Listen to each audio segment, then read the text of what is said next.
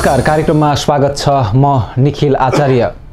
केन्द्रमा 5 दलको गठबन्धनको सरकार रहेका बेला सुदूरपश्चिम प्रदेशमा नेपाली कांग्रेस सरकारमा छ कि प्रतिपक्षमा? आज हामी यही विषयमा कुराकानी गर्दैछौँ। कुराकानीका लागि आज हामीसँग सुदूरपश्चिम प्रदेश सभाका सदस्य तथा नेपाली कांग्रेसका नेता भरत खड्का हामीसँग हुनुहुन्छ। नमस्कार, तपाईलाई कार्यक्रममा स्वागत छ। नमस्कार, धन्यवाद। पहिलो कुरा म यही सोध्न चाहन्छु तपाईलाई, कांग्रेस सुदूरपश्चिम प्रदेशमा चाहिँ सरकारमा हो कि प्रतिपक्षमा हो? केन्द्रमा कांग्रेसको सरकार हुने, प्रदेशमा चाहिँ तपाईहरुको स्थान सरकारमा हो कि प्रतिपक्षमा हो? आज क्लियर पार्दिनुस् न तपाई। मलाई के लाग्छ भन्दाखेरि कुनै पनि विषय ढाँटेर गर्नु हुँदैन। केन्द्रको गठबन्धन सरकार भइसकेपछि हामीले पनि सुदूरपश्चिम प्रदेश सरकारलाई समर्थन गरेका छौँ। यो हाम्रो नैतिक जिम्मेवारीको कुरा पनि हो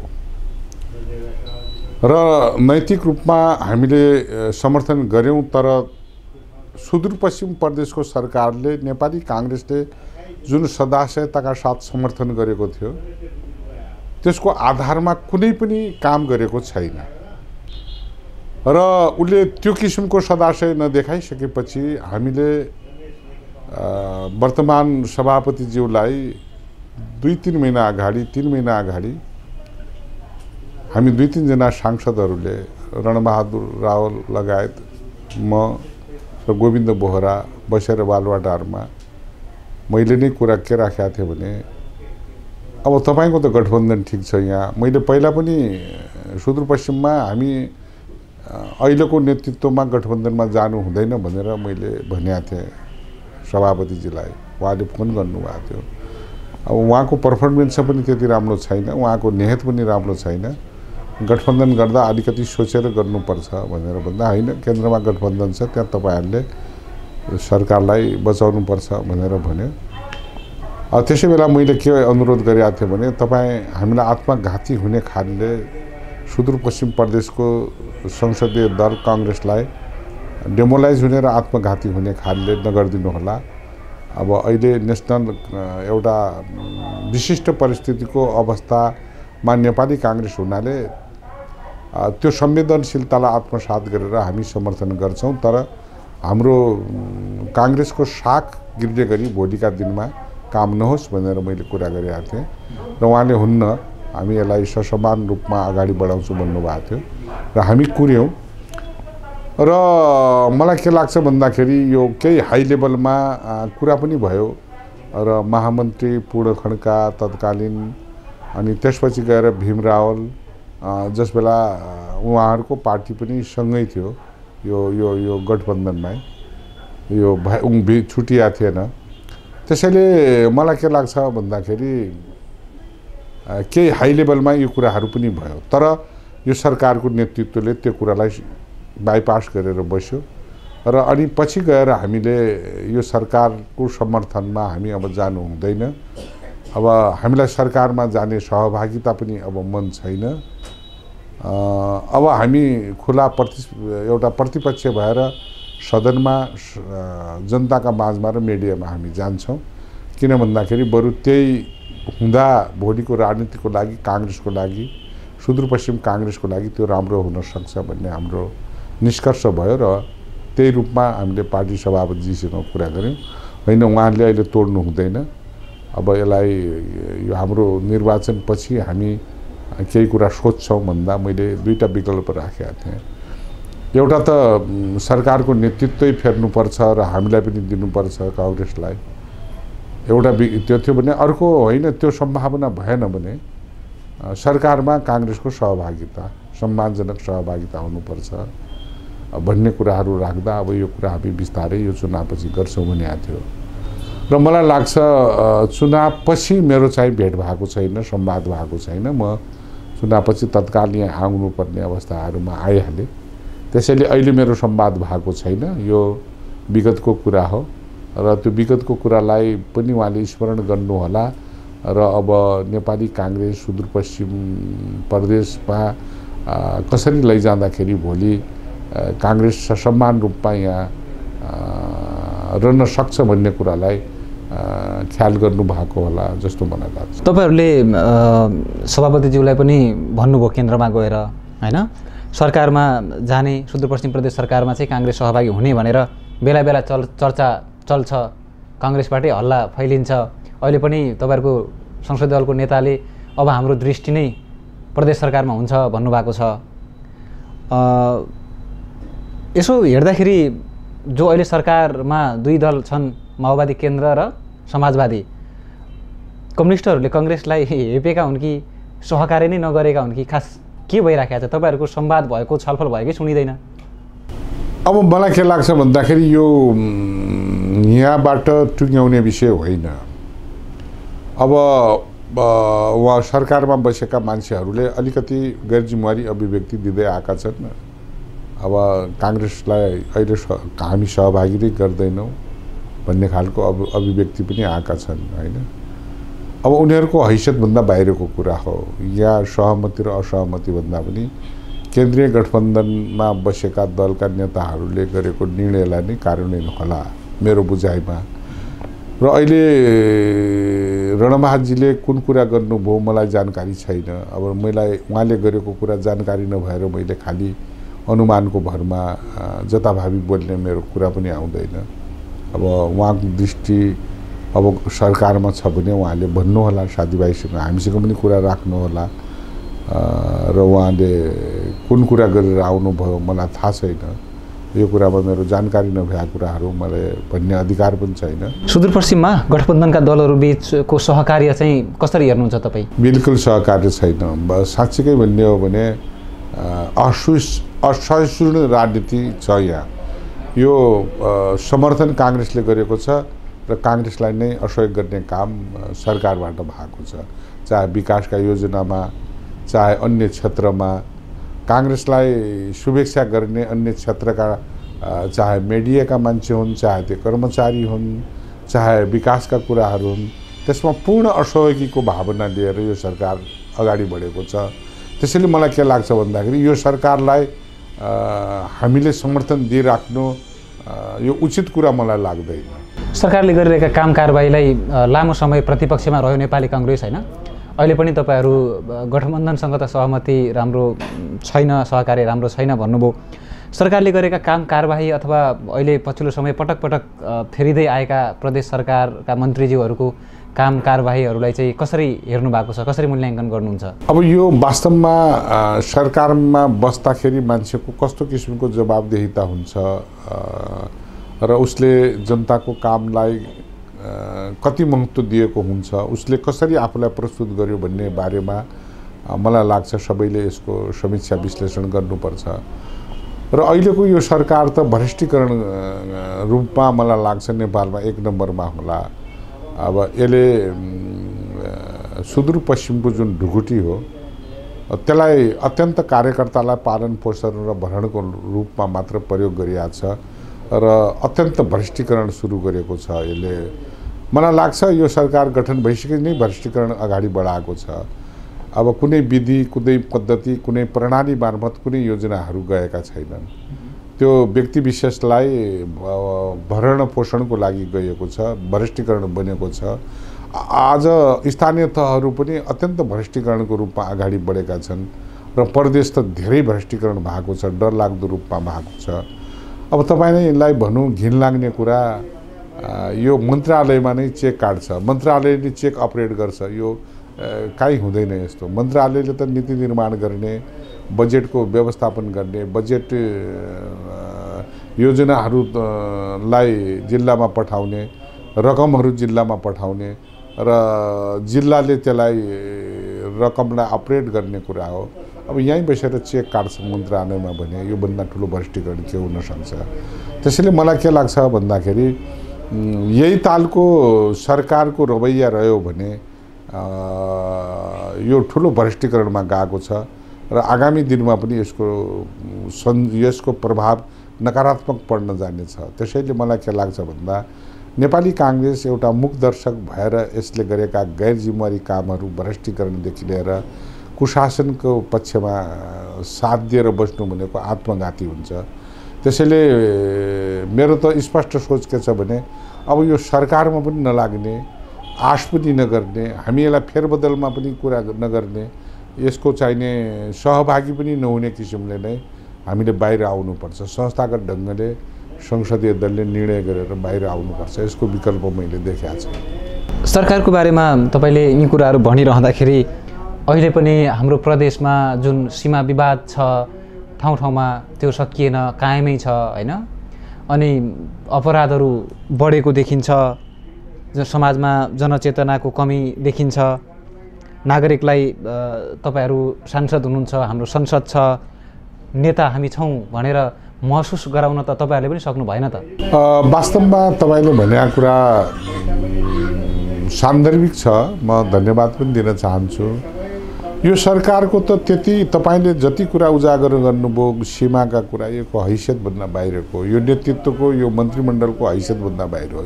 यो त्यतिसम्म उठाउन सक्ने यो नेतृत्व र यो मन्त्रीमण्डलका सदस्यको हैसियतै छैन। अब यिनीहरू त मलाई लाग्छ एउटा सत्तामा रमाएका छन्, उनले यसलाई रमाइलो रूपमा लिएका छन्।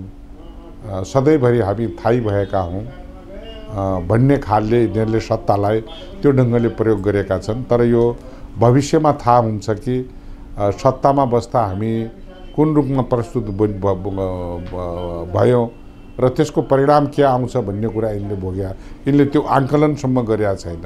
सत्ता त रमाइलोको लागि यिनले चाहिने गरिराखेको अवस्था छ। त्यसैले मलाई के लाग्छ भन्दाखेरि यो अहिलेको अवस्थामा यो प्रदेश सरकार अब यो निर्वाचनको पूर्व सन्ध्यामा भएको नाताले पनि मलाई के लाग्छ भन्दाखेरि यो हतारमा छ। तपाईले भने जस्तो नेपाली कांग्रेसको संसदीय दल पनि कमजोर अवस्थामा रहेको छ। यो कुरालाई मैले पनि स्वीकार गर्नुपर्छ। अब यसको शेयरिङ मैले कति जिम्मेवारी लिनुपर्छ, मैले पनि लिनुपर्छ।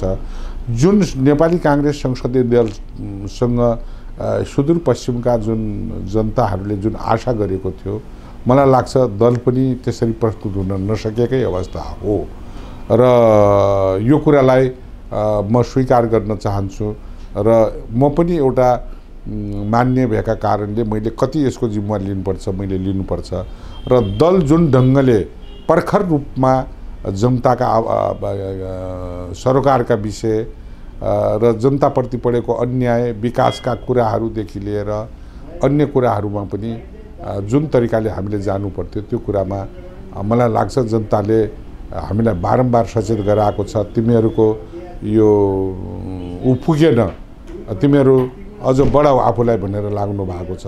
त्यसैले यो कुरालाई हामीले स्वीकार गरेर करेक्सन गरेर आगामी ढङ्गबाट नेपाली कांग्रेस संसदीय दललाई चुस्त दुरुस्त बनाएर सशक्त ढङ्गले जनसरकारको विषयलाई हामीले मुखरित गरेर जानुपर्छ।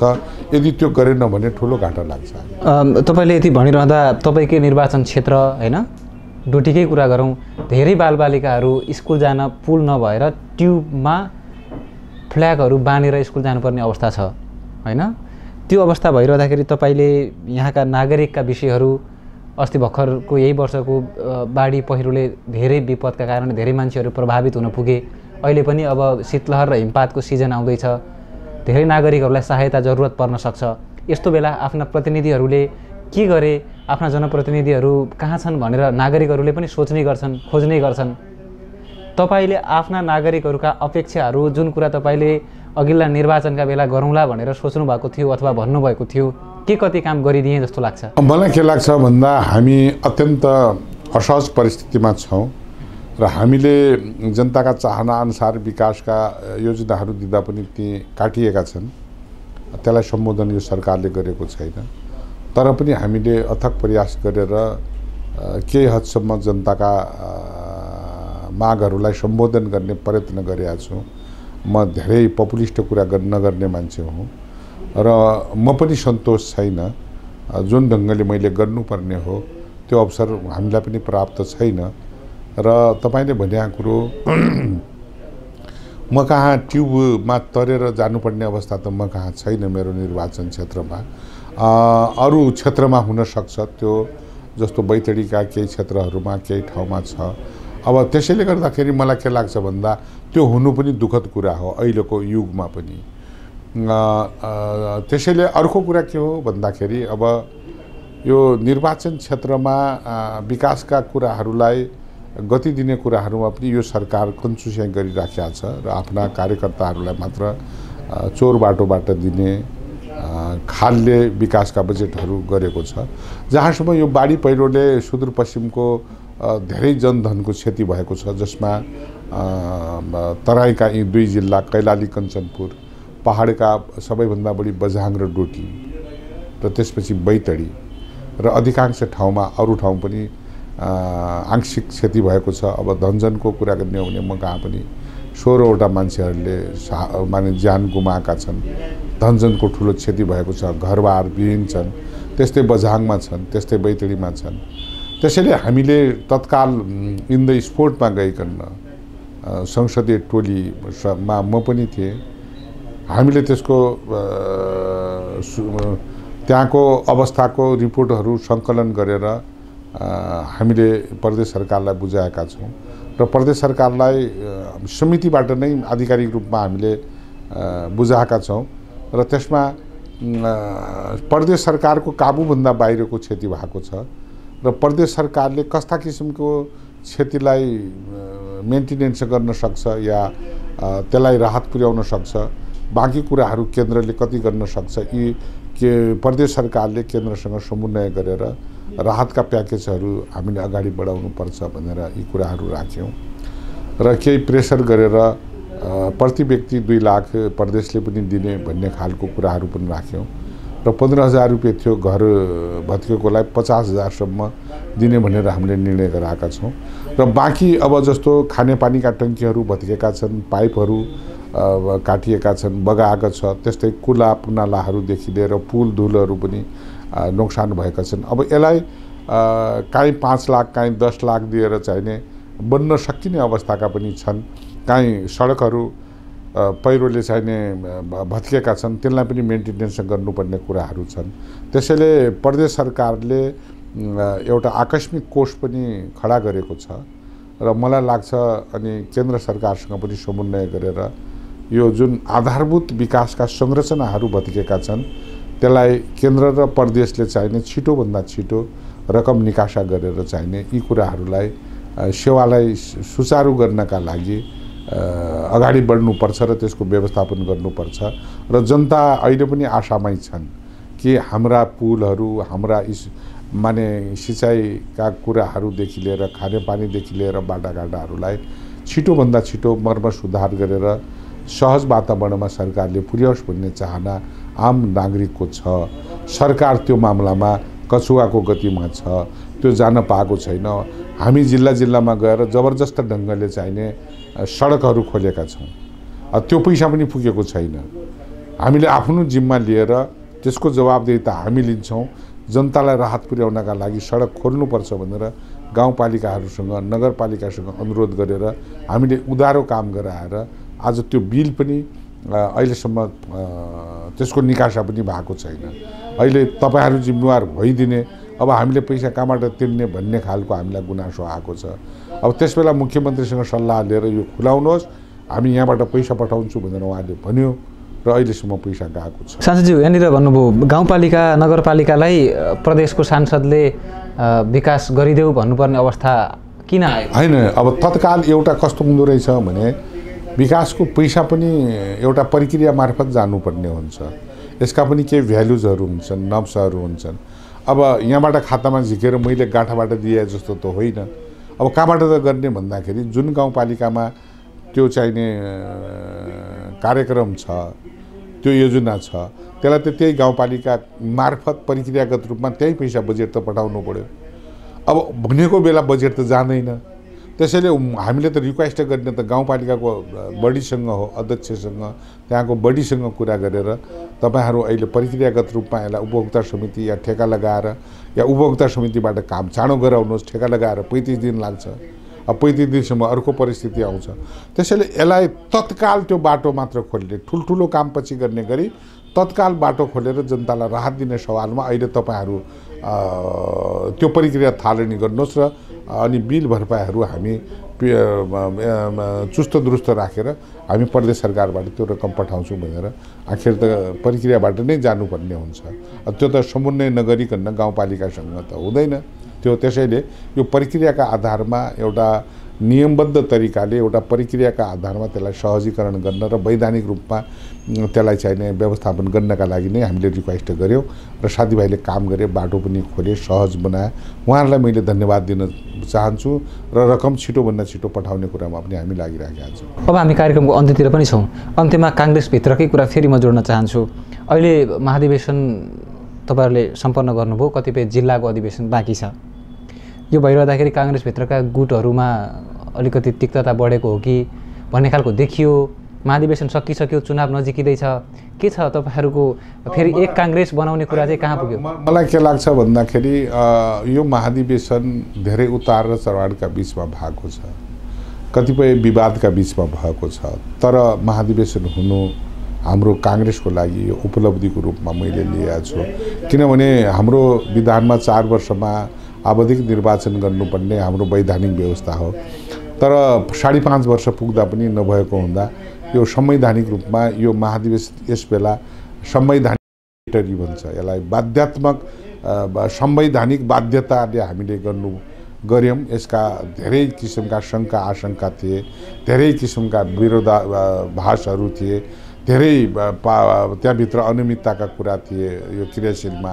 त्यसका बावजुद पनि जे ढङ्गले भए पनि यसलाई मैले उपलब्धिको रूपमा लिएको छु। र अर्को कुरा के हो भन्दाखेरि जो हाम्रो विचार समूह थियो पार्टीभित्र, मलाई लाग्छ विचार समूह विश्वका सबै मुलुकमा हुन्छ, विकसित पनि। अब यो पार्टीलाई एउटा विधि प्रणाली पद्धति यसको मूल्य र मान्यताका आधारमा यसलाई संस्थागत ढङ्गले लैजानुपर्छ भन्ने जुन हाम्रो विचार समूह थियो, त्यो कुरालाई प्रस्तुत गरिरहँदा पछि गएर एउटा पदको लागि त्यो विचार समूह एक ठाउँमा बस्न सकेन। र त्यसबाट के देखियो भने नेपालका राजनीतिक दलहरूभित्र आदर्शका र सिद्धान्तका कुरा जति गरे पनि व्यक्तिगत इन्ट्रेस्टका लागि नै यी कुराहरू गर्दा रहेछन् भन्ने खालको चाहिँ मान्छेहरूमा पछिल्लो चरणमा नेपाली काङ्ग्रेसको पछिल्लो चरणको अवस्थालाई हेर्दाखेरि चुनावमा नेताहरूले गरेको क्रियाकलापलाई हेर्दाखेरि यो सिद्धान्त र आदर्श भनेको त खालि ढोङ मात्र रहेछ, आवरण मात्र रहेछ, आफ्नो स्वार्थको लागि जे पनि कम्प्रोमाइज गर्दा रहेछन् भन्ने खालको एउटा नकारात्मक चाहिने कुराहरू बाहिर आएको पनि छ। र धेरै नेताहरूले को नकाब पनि खोलिएको छ, नेगेट पनि भएका छन् र त्यसको मूल्याङ्कन त आम पब्लिकले पनि गर्ला, हरेक तहका नेता र कार्यकर्ताले पनि गर्लान्। त्यसैले गर्दाखेरि मलाई के लाग्छ भन्दाखेरि अझ पनि हामी यो काङ्ग्रेसलाई समय सापेक्ष ढङ्गले यसलाई रूपान्तरण गरेर एउटा यो काङ्ग्रेसलाई सबल काङ्ग्रेस, सक्षम काङ्ग्रेस, यो विधि पद्धति र प्रणालीलाई स्थापित गरेर एउटा संस्थागत काङ्ग्रेस बनाउनको लागि हाम्रो विचार समूह प्रतिबद्ध छ। त्यसैले हामी अब यो आगामी निर्वाचनहरू तीनै तहका निर्वाचनहरूलाई कसरी काङ्ग्रेसले सफलतापूर्वक र सहज ढङ्गले अगाडि बढाउँछ त्यो मामलामा हाम्रो ध्यान त्यतातिर केन्द्रित छ र हामी भागभण्डामा जान चाहँदैनौँ। र पहिलाका जस्तो अहिलेको सभापतिज्यूले 60-40 को एउटा गलत परम्परा थालनी गर्नुभएको थियो र अहिले विचार समूहको चाहिने नेता हाम्रो डाक्टर शेखरले भनिसक्नु भएको छ, हामी 60-40 र भागभण्डाको राजनीति गर्दैनौँ। हामी पार्टीलाई एउटा संस्थागत ढङ्गले न्यायोचित ढङ्गले पार्टीलाई अगाडि बढाउने सवालमा रूपान्तरण पार्टी, एकताको पार्टी, एउटा संस्थागत ढङ्गले यसलाई अगाडि बढाउन सबै कार्यकर्ताहरूलाई न्यायोचित ढङ्गले परिचालन गर्ने व्यवस्थापन गर्ने सवालमा हाम्रो विचार समूह छ र यो कुरामा हामी पार्टी सभापतिलाई सहयोग पनि गर्छौँ र पार्टी सभापतिले पनि त्यो सदाशयतालाई कमजोरी नठानेर त्यो जिम्मेवारीपूर्वक अब पार्टीलाई सभापति भइसकेपछि सभापतिको गुट हुँदैन। अब सभापतिले फेसलेस भएर सबैको सभापति बन्ने हैसियत राख्नुपर्छ। त्यो भाषणले होइन, कामले, व्यवहारले उहाँले आफूलाई प्रमाणित गर्नुपर्ने। उहाँलाई मलाई लाग्छ सुविधाजनक भन्न पनि राम्रो चाहिने उहाँको अहिलेको कार्य समितिमा जबरजस्त चाहिने समर्थक छ र उहाँले त्यो अवसर प्राप्त उहाँले नसोचेको कल्पना नगरेको खालको परिणाम उहाँलाई आएको छ। त्यसैले मलाई के लाग्छ भन्दा उहाँ 2 चोटि सभापति पनि हुने अवसर पाउनु भएको छ र 5 चोटि त प्रधानमन्त्री भइसक्नुभयो र त्यसैले मलाई के लाग्छ भने अब उहाँको पनि राजनीति उत्तरार्धमा गइराखेको बेला उहाँले विगतमा भएका कमी कमजोरी राज्य सञ्चालन गर्दाखेरिका कमी कमजोरी छन् र केही उहाँलाई पनि राष्ट्रिय रूपमा अन्तर्राष्ट्रिय रूपमा जुन आरोपहरू छन् र पार्टीभित्रका पनि जुन चाहिने कमी कमजोरी छन् त्यसलाई पनि करेक्सन गरेर अब उहाँले यो उत्तरार्धमा एउटा सबल काङ्ग्रेस, सक्षम काङ्ग्रेस, एकताको काङ्ग्रेस, सैद्धान्तिक काङ्ग्रेस, यो एउटा मूल्य मान्यता पद्धति र प्रणालीलाई स्थापित गरेर एउटा संविधानवाद नेपाली काङ्ग्रेसले मात्र संविधानवादलाई अगाडि बढाउन सक्छ र पार्टीभित्रको सुशासन र पार्टीभित्रको जुन विधान छ त्यो विधान को मूल स्पिरिटका आधारमा यो पार्टीलाई समग्रतामा अब गुटमा होइन उहाँले समग्रतामा यो पार्टीलाई चाहिने एकताबद्ध गरेर व्यवस्थापन गरेर जाने हो भने मलाई लाग्छ तीनै तहको निर्वाचनमा नेपाली काङ्ग्रेस शानदार विजय हुन सक्छ र सत्तालाई उन्माद बनाउने होइन। हाम्रो अझ पनि नेपाल अत्यन्त सामरिक र रणनीतिक रूपमा नेपाल बडा जहिले पनि संवेदनशील अवस्थामा छ। त्यो संवेदनशील अवस्थालाई नेपाली काङ्ग्रेसका नेताहरूले आत्मसात गर्नु पर्यो। हाम्रो व्यक्तिगत इन्ट्रेस्ट प्रधान कुरा होइन, प्रधान कुरा त नेपालको सामरिक रणनीतिक जुन अवस्थाले नेपाललाई सन्तुलित तरिकाले छिमेकी मुलुक र विश्व समुदायका बीचमा जुन सन्तुलित तरिकाले नेपाललाई अन्तर्राष्ट्रिय क्षेत्रमा कन्फिडेन्टल रूपमा नेपालको भूमि कसैका प्रति 1 इन्च भूमि पनि दुरुपयोग हुन सक्दैन। त्यो मामलामा नेपालका नेताहरू परिपक्व छन्, नेपाली जनताहरू परिपक्व छन्। यो कसैको अहितमा नेपाल जाँदैन, जान चाहँदैन भन्ने खालको एउटा विश्वास छिमेकी मुलुक र अन्तर्राष्ट्रिय जगतलाई दिन सक्यो र पार्टीलाई एकताबद्ध बनाउन सक्यो भने त्यो पार्टीको तागत बन्छ सभापतिजीलाई र अन्तर्राष्ट्रिय क्षेत्रमा पनि यो तागत बन्छ, ऊर्जा बन्छ र नेपालको चाहिने राष्ट्रिय अखण्डता, नेपालको चाहिने भौगोलिक राजनैतिक रूपलाई पनि त्यही ढङ्गले हामीले व्यवस्थापन गर्न सक्यौँ भने अनि यहाँको लोकतन्त्र पनि स्थायित्व रहन्छ, यहाँको आर्थिक अवस्थालाई सुधार गर्दै गयो भने एउटा कुरो महत्त्वपूर्ण के छ भने निखिलजी, लोकतन्त्र अल्पविकसित मुलुकको गरिबी र लोकतन्त्रसँगै चलाउन गाह्रो हुन्छ। भोको पेटमा मानव अधिकार र लोकतन्त्रको अर्थ रहँदैन, किनभने उसको बिहानदेखि बेलुकासम्म भोको पेट हुन्छ। एक छाक खाएपछि अर्को छाकको लागि उसले चाहिने खोजमा जानुपर्ने हुन्छ बालबच्चा परिवारको लागि भने, अनि त्यो भोको पेटको लागि स्वतन्त्रता के हो, डेमोक्रेसी के हो, मानव अधिकार के हो, उसको सबै कुरा यही पेट हो। त्यसैले नेपाल अहिले पनि यो भोको पेट जो छ, जो गरिबी छ, त्यो गरिबीलाई न्यूनीकरण गर्दै लोकतन्त्रलाई स्थायित्व तब मात्र दिन सकिन्छ।